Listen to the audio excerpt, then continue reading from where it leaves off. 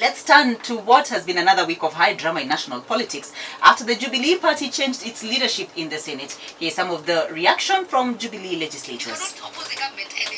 Majority in the same house that you're representing the same government. That is quite unfair. And I think what the president has done, it is the right thing. Maybe I can only call our president to be a bit lenient because there are other parties that are laughing at us. Not everyone who is happy to see how the Jubilee has cracked. How can you be someone's state house for a parliamentary meeting as a vice president of the country and you cannot attend? That's why I'm asking the president to clean the entire government and have 100% royal people who work for him. Wale Senate sijui majority leader na ule minority whip ambao wamechukua vitu vya ni wale ambao wamesimama katika kaburi ya watu waliokufa. They don't enjoy confidence of the majority side. Kwa sababu walichukua hiyo uongozi through coup.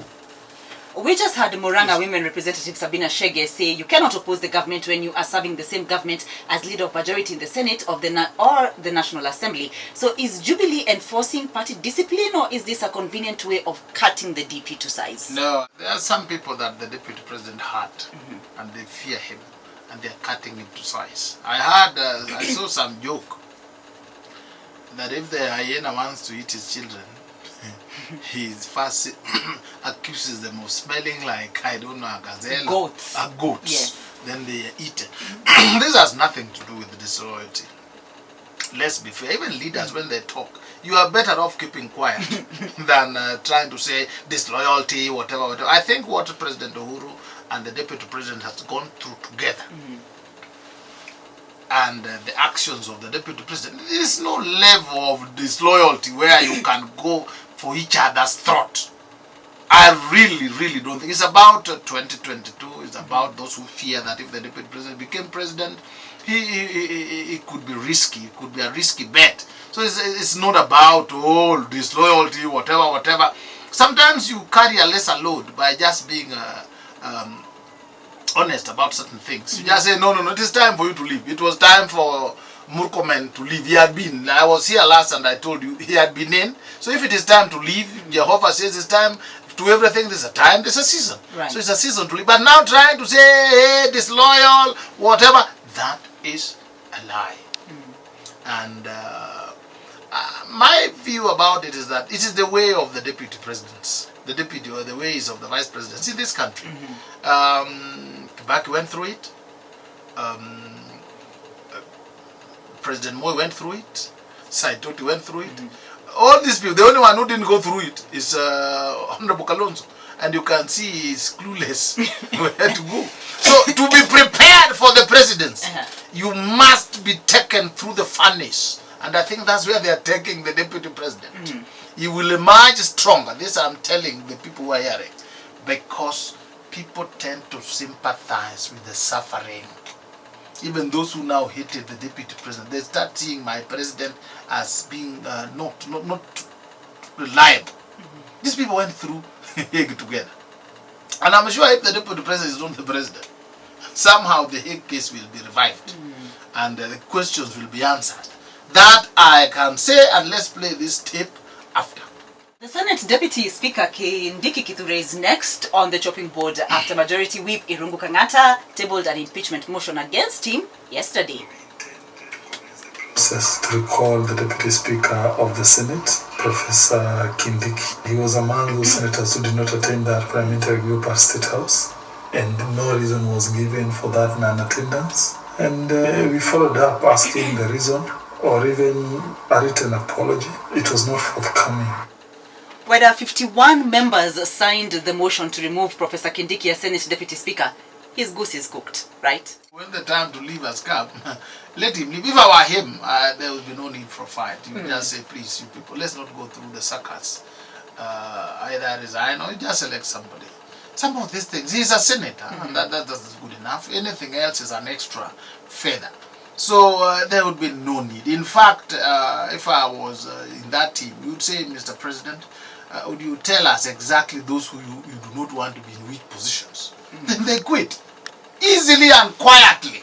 There's another time. Most of them are young. They still have another 20 years. I recall that Honorable Raila was elected to Parliament the first time in 1992. He was 47 years old. He has towered over the Kenyan politicals in all these years. So it is good to remain strong and alive, because time is a healer. And then at this time, we don't want a lot of suckers. We want to not only deal with the COVID-19 pandemic, but thereafter to face the depression associated with it. Because there's going to be economic depression. We are going to suffer economically, and you better be careful.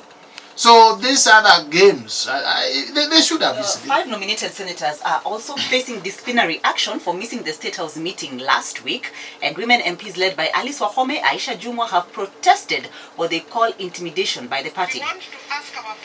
Remember that internal processes guided by party democracy must be the guiding factor, not witch hunting, threats, and intimidations that they will remove certain people from either their positions in parliament or even complete de-whipping from committee work. This will not stop us from our stated position. Viongozi kina mama ndani ya Senate wapo wengi sana, lakini hilo lilipewa kishogo akawekwa mwanamume. Kwa hivyo sisi kwa sauti moja tunakemea swala hilo na tunasema wale wa mama waache kuhangaishwa. We stand with the women, we can never be intimidated, and I want to say I must thank the courts because they are always there to interpret the law and to make sure the law is followed to the letter. Let me ask the president, can you take charge and take this country to the right place? Where does the Jubilee Party draw the line, whether between party discipline and suppressing the voices of members? These are individual outfits. In Jubilee, if you are not loyal to President Uhuru, then you want at your party. In ODM, if you are not loyal to Honorable Raila, you go to your party. You understand? This is in fact, if they were to merge today and they tell us there will be Tanga and Kileweka party, we will follow these other ones quickly. And if we hear you talking about it, we will poke your nose. Please get that. Once you get that clear, even these senators who are now yapping and making noise on radio, they were nominated. They were not nominated by the people of Kenya. They were nominated by these party leaders. Maybe President Uhuru said, I want so-and-so in Nairobi. And the deputy president said, hallelujah, go ahead. Honorable Raila said, I want so-and-so. Surely, when those people call meetings, you can't go loitering elsewhere. You attend. Yeah, if you disobey, then you also quit. There, I would call it indiscipline. We should stop filling our ears with stories. The president who gave them the nomination called them. They refused. Then they have no voice.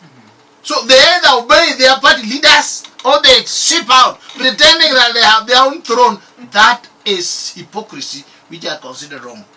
They are also elected leaders. Now then they can stand and say, no, Your Excellency, State House is not a place for parliamentary. I'm not coming. Or I didn't come. That is okay. But the nominated ones, those who are in Jubilee, they were either nominated by the deputy president or by the president, the two of them. So their loyalty lies there. The ones who are elected, their loyalty lies with them. Those who elected them. So even the parliamentary seats, committees, those are courtesy posts. When the owners of the party say, get out. I don't know why your blood pressure should rise. If it is me, you just get out. I say hallelujah, thank you Lord for giving me this opportunity to serve. I have served and I'm grateful and I'm still ready. But for now, it is another person I welcome. I don't see why even people throw tantrums when they still being cabinet secretary. The day you are appointed, definitely the only thing remaining is either your death, resignation will be removed. Those three are clear. Yes. Or the term expiring 4. So when the person who gave you the position says, I have stopped, thank Jehovah and wait for another opportunity. Why your blood pressure should go up and your tears come down, I really don't understand. Because whoever gives you a position uplifts you. And that cannot be taken away. Once you have served as a cabinet secretary, it can't be taken away. Once you have served as a majority leader like Murkomen, that is part of his history. He should now move to the next. He should be moving to speaker or president or deputy president. Cannot be in two coalitions at the same time. The law does not allow that to happen. So I want to make it very clear that when KANU moved into a coalition with Jubilee, they were working on the basis of the interest that they had in mind in that direction. As ANC, our role is opposition, and we intend to continue playing that role as a constructive and responsible opposition. Madividi wants to remain in opposition, but Isaac Ruto appears to be ready to play game with the Jubilee, perhaps in exchange for a cabinet post. Meanwhile, KANU and ODM are firmly on the president's side. So is the president secure with the backing of these other parties such that he can now cut ties with the DP? The president is very secure. I really don't think that even the DP would go for him. No. He's very secure. In fact, even in terms of the constitution, it's not easy. It's not a walk in the park to remove the president of the Republic of Kenya. And they have never disagreed on matters economics, how you run the country. They are disagreeing just on slots, positions, whose friend is occupying which position. And then the major disagreement was who is likely to be the next president. That is where the meat is. Otherwise, the president has been and is and will remain secure until 2022. If Honorable Raila Molo Odinga did not manage to shake the president, and him was more tsunami than these others, where would be the thinking that the president is secured by a few people from KANU? These people change. These people really change. Them you can't count on them. The deputy president may count on them, then they change. The president may count on them. So the constitution makes the president strong. The president also has a base. And also the fact that Kenyans, their priority is not to change systems. We are waiting for 2022 election. So now it is who will be president after 2022. And the race is to tinker with the constitution. Yes, that is where they are running quickly. And the fear is somebody can easily stand and tell Kenyans, let's say no. And I can tell you, if the ground was not convoluted, the no will win. Publication of the Referendum Bill 2020, which came up for debate when National Assembly resumes on June 2nd. It will come up for debate. The Constitutional Implementation and Oversight Committee of the House has recommended that the referendum should be held with the general election. Do you agree with that?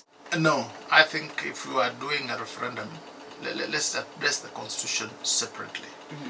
The election, the 6 positions, is first of all too much. For us, we are thinking of separating the presidential election from the other elections. Voting 6 people, that is what has led us to do 6 P's. Yes. You vote Nguroko, a serious person, all this, because you don't have to think. You are given less than a minute. So we want the presidential election separate, this other election. Amending the constitution is a serious business. We need it to be separate and clear. Therefore, that thinking that it should be done together, no. What I don't understand now is, with the challenges we are facing, COVID-19, we do not know when we are resuming, when the economy is picking up. Are we going to take our time trying to amend the constitution? I seriously feel that my president's legacy is going to be subsumed in this gerrymandering. It is, I feel very bad. I feel so bad. I don't know what to do. When we will be living, there is no serious economic impact because it has been wiped out by COVID-19. The 4 agenda items that the president promised people will not be there, and then there will be desperate and high rates of unemployment. So all this put together with the constitutional amendment makes it very difficult. It'll eat up the legacy. More so, now people tend to think that the extension of the emergency has nothing to do with COVID-19. It is about time to fight the deputy president and also to tinker with the constitutional amendment process. It is, I really wanted, when my president leaves the scene, then he is an international icon. Otherwise it would be not very good. ODM leader Raila Odinga says the COVID-19 pandemic has only the BBI reggae temporarily, has only put the BBI reggae temporarily on hold. Here is Raila. Build the bridges to bring the people of Kenya together, and we are sure that this will succeed. After the corona crisis, we will emerge again. Reggae is in halftime. Baada ya corona, reggae itaendelea kunguruma. Nobody can stop reggae. Do you think the BBI reggae will pick up with the same momentum it had before the outbreak of COVID-19? For me, I'm normally not very enthusiastic about the Honorable Raila gimmicks. Some of them are not futuristic, not thinking about the children and the grandchildren and so on. I don't think the challenges facing Kenya is about division. What is facing us today is about economics. Do we have jobs? Do we have food? Do we have a strong, vibrant economy? Do we have running systems? And these are done once you do elections and then leaders take charge and they move on. So to give people a chance that if we amend the constitution and then we allow some people to occupy positions. In fact, this morning I was asking God, why can't therefore all of them, Honorable Raila, Honorable Kalonzo, all these people that give the impression that if they're out of government, there's division in the country, why can't then God allow guard President Uhuru to put all of them in government? Half the cabinet they take so that they are all in. So that we no longer have the excuse that Kenya is divided. Then we focus on economics. This thing that when we finish Corona, it is half time. I'm telling you, we are going to face harsh economic times. Jobs will be lost about 70%. Manufacturing, the world is not moving. Trade is not moving. The impact will take another 3, 4, 5 years to get back. It will not be whether Luos and Kikuyus do not love each other, whether Kalenjins are now angry. That will not be the issue. The issue will be the economics. And I thought my president would be worried. Where are we going? Immediately this thing comes. And the unfortunate part of the pandemic is that you cannot put timelines. And without timelines, you cannot plan properly. And in the absence of plans, you cannot grow. So these are the things they're telling us, tsunami, all those things. Kenyans, if you listen to those things, you will die in poverty and hunger. Let's turn off. Order your lives in a way that you are able, yes. The Law Society of Kenya has revoked the nomination of 24 senior counsel after complaints on the process and accusation of bias. The confinement for these 24 advocates. The president of the Law Society did not sit because he was disqualified on account of the fact that he had also applied to be a senior counsel. That's a fundamental mistake. Out of the 2 elected representatives of the Law Society, it transpired that one had not even met the practice year threshold to be elected. We have so many qualifying applicants who are not considered, but others who are alleged to be not so qualified were considered. This conferment committee was dominated by 3 judges. These 3 judges, we have evidence that they are not in good terms with the majority of the applicants. It should not be an exercise to be undertaken clandestinely without taking into considerations the yardsticks that have been there. Just to be clear, what does it mean to be a senior counsel, and why is the exercise mired in controversy this time round? You have certain privileges. Number one, you are not subject to punishment by peers. You cannot be taken to the disciplinary tribunal. There are certain things like if a judge is to be investigated, a senior counsel is required. Now, you also enter through your name is entered into a special role of senior counsel. So it's a fairly privileged position. And practice well, you no longer go to courts in Githunguri, Kombewa, whole corners. No. You go to where there are judges, and you are supposed to be attended to first. And then also you use the name senior counsel to get clients, because when you say senior, then you are boss to other counsels. So it's a fairly privileged position, which is supposed to be conferred to very senior distinguished lawyers who have made substantial contribution in the development of law and practice and justice. Substantial contribution. So people jostle for it. And when they jostle and there's a committee, people lobby.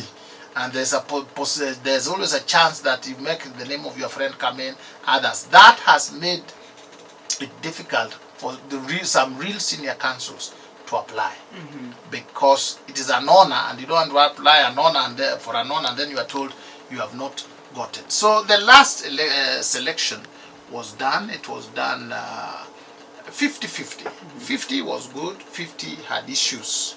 if in my own judgment, I would say some of them they picked, you wonder. You wonder which contribution they have made. Take somebody like Honorable Stephen Kalonzo Musyoka. I really don't know what contribution he has made. As a lawyer, he stopped practicing. He didn't. When I was admitted in 1995, he was not practicing. He was KANU senior organizing secretary. So coming up and then somebody making him senior counsel, surely that cannot be understood. You understand? I have my big sister, Honorable Martha Wangari Karua, former Minister of Justice, Constitutional Affairs, Health. She left practice many years ago. The 207 mayhem. She was a very, very vocal player. The clips are there. So some of these things, but there are also some good people that were confined, proposed to be confined. They have made substantial contribution in terms of mentorship, in terms of writing material, in terms of appearing in court. You can say, some of us who have written thousands of books and trained many times, we are out. But you get some charlatans who are there as senior counsel. So you find that a class has emerged in the legal fraternity. There are those who are referred to as senior counsel because the profession sees them as senior counsel. You understand that? And then there are those who are senior counsel on paper. The ones who are given, like if Madam Martha Karua was to be senior counsel, then she's senior counsel on paper. When you ask, where is the contribution? Do we read you?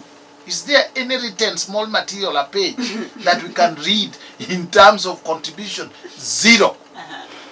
You understand? We have professors who have written books, keeps on teaching students. They are told no. So I think the Law Society did a good job. There are some names which ought not to have made it.